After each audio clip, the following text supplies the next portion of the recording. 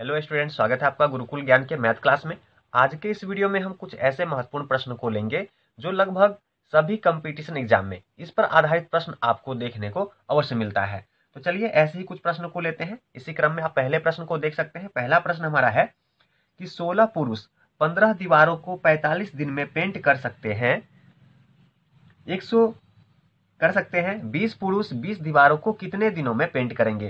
तो देखिए पहला प्रश्न यही कह रहा है कि 16 पुरुष 15 दीवारों को 45 दिन में पेंट कर सकते हैं, तो 20 पुरुष 20 दीवार को कितने दिन में पेंट करेंगे। तो इसमें कुछ भी नहीं लगाना है, आपको एमडीएच का फॉर्मूला लगाना है। एमडीएच का फॉर्मूला लगाना है और आपका प्रश्न आसानी से हल हो जाएगा। तो चलिए इस फॉर्मूले पे कैसे बिठाएंगे। देखिए 16 पुरुष कह रहा है तो मैन कितने हैं, मैन है 16। कितने आदमी है, 16 आदमी है। और दिन देखिए दिन कितने हैं, तो गुना करिए दिन से। दिन आपका कितना है 45। 16 आदमी कितने 45 दिन में काम खत्म करते हैं। और वर्क हमेशा नीचे आएगा, तो वर्क क्या है 15 दीवार काम है, तो 15 आपका नीचे आएगा। इसी प्रकार से दूसरा कंडीशन दिया गया है 20 पुरुष 20 दीवारों को।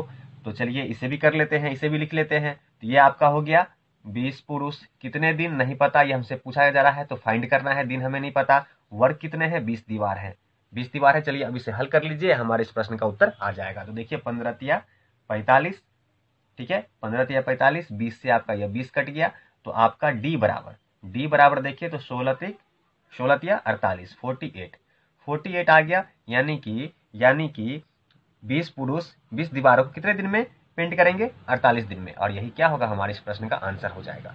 बस इतना सा प्रश्न था, बस आपको कॉन्सेप्ट समझना था और आपको इसी फॉर्मूले पे यह प्रश्न हल होना था। तो बस कॉन्सेप्ट समझिए, आसानी से किसी भी प्रश्न को आप हल कर पाएंगे। तो वीडियो को पूरा देखिए, इसी तरह के महत्वपूर्ण प्रश्न को लेंगे और आसान तरीके से उसे कैसे हल करेंगे इस विधि को सिखाएंगे। तो चलिए लेते हैं अगले प्रश्न को। अगला प्रश्न हमारा कह रहा है एक वस्तु का क्रय मूल्य 6450 है। यदि इसे 16% के लाभ पर बेचा जाता है तो इसका विक्रय मूल्य कितना होगा। देखिए किसी वस्तु का क्रय मूल्य है, कितना दिया गया है 6450। 6450 कह रहा है कि इसे 16% के लाभ पे बेचा जाता है। तो 16% लाभ का मतलब है कि वस्तु का क्रय मूल्य अगर 100 है तो 16% अधिक यानी कि 116% में उस वस्तु को बेचना पड़ेगा। 116% में उस वस्तु को बेचना पड़ेगा। और क्रय मूल्य हमेशा अपने आप में 100 होता है, तो 100 नीचे लिख देंगे। अब इसे हल कर लेते हैं। इसे हल करेंगे तो देखिए आपका 0 से ये 0 गया, 5 से 2 पंचे 10, 5 एकम 5, 5 दूनी 10, 5 नवा 45, ये गया 2 से आपका ये जाएगा 2 पंचे 10 और 2 अट्ठे 16। अब देखिए 129 गुने 58 कर दीजिए, आपका आंसर आ जाएगा। इसे गुना करेंगे तो गुना करने पे हमें कितना आएगा, चलिए इसे 58 से गुना कर लेते हैं। इसे गुना करेंगे तो 9 अट्ठे 72 का 2, हाथ में 7, 8 दूनी 16, 7 आपका 23, 23 का 3, हासिल 2, 8 2 10। इसे करेंगे 9 पचे 45 का 5, 4 5 दूनी 10, 4 14 का 4, हाथ में 1 और 5 1 6। अब इसे जोड़ लीजिए 2 8 4 7, यानी कि आपका आ गया 7। चलिए इसे यहाँ लिख लेते हैं, इसे लिखते हैं 7 4 8 2। ये क्या हो जाएगा, हमारे इस प्रश्न का आंसर हो जाएगा। तो बस इतना सा इस प्रश्न के अंदर करना था। वस्तु का दाम 6450 रुपये था। 116% में उस वस्तु को हम बेचेंगे क्योंकि 16% का हमें लाभ चाहिए था, तो 116% हो गया।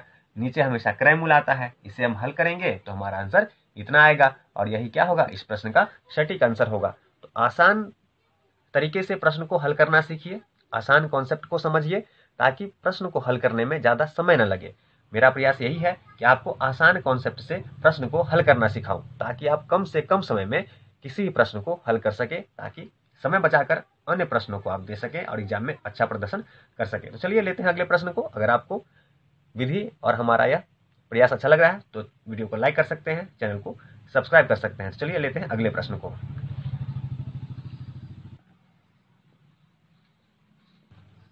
अगला प्रश्न देखते हैं। अगला प्रश्न कह रहा है कि किसी वस्तु के अंकित मूल्य पर 20%, 40% और 75% की 3 क्रमागत छूटों के बराबर एकल छूट का प्रतिशत क्या होगा।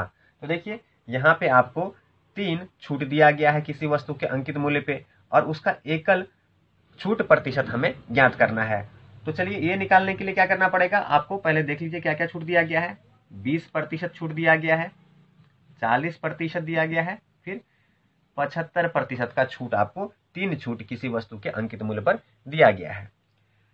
इसे एकल प्रतिशत निकालने के लिए क्या करेंगे, पहले इस 2 को लेंगे और इसे सिंपल कीजिए, 20 + 40 माइनस कीजिए 20 × 40/100।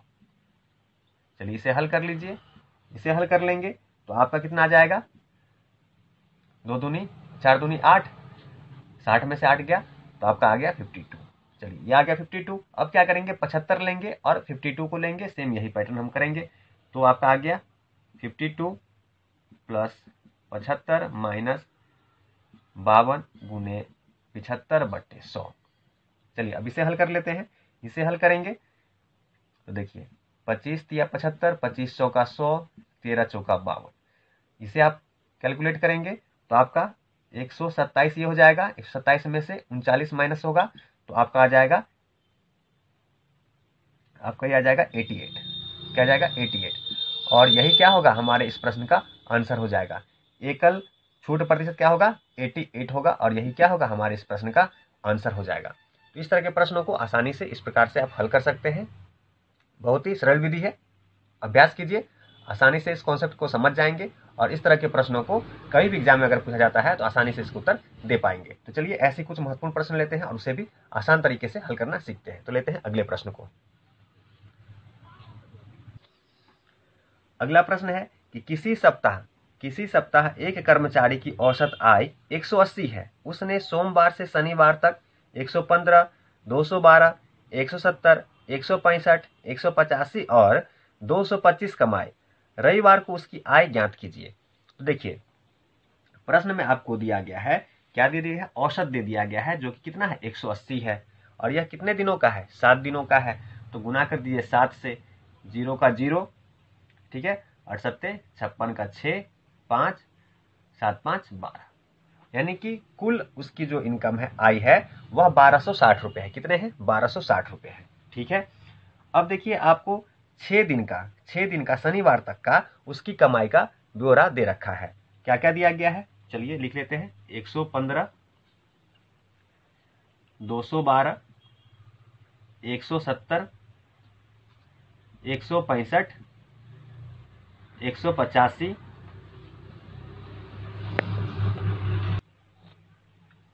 185, उसके बाद 225। ये हमें शनिवार तक का उसके पर डे की कमाई का हिसाब दिया गया है।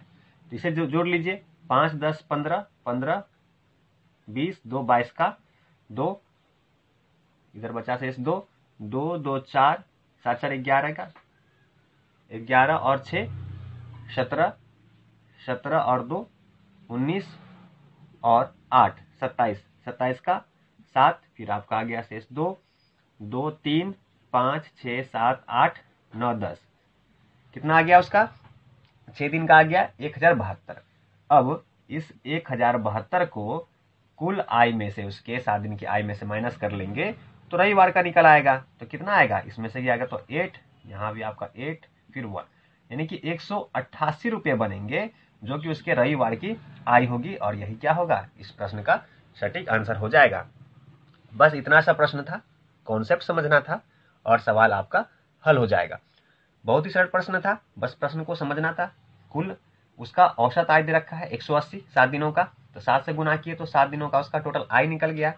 6 दिनों का आय हमें दिया गया है, 7 दिनों के आय में से 6 दिन का आय निकाल देंगे तो 7वें दिन का हमें आय इनकम उसका पता चल जाएगा, और 188 उसके रविवार का आय है, और ये इस प्रश्न का क्या होगा, सही उत्तर होगा। तो इसी तरह के प्रश्न को हम लगातार लेकर आते रहेंगे ताकि आपकी तैयारी बेहतर हो सके, आप अच्छे प्रश्नों को अच्छे कॉन्सेप्ट से आसान तरीके से हल करना सीख सके। तो मिलते हैं ऐसी कुछ प्रश्नों के साथ अगले वीडियो में। तब तक वीडियो को लाइक कीजिए, चैनल को सब्सक्राइब कीजिए। मिलते हैं अगले वीडियो में। वीडियो देखने के लिए आपका धन्यवाद।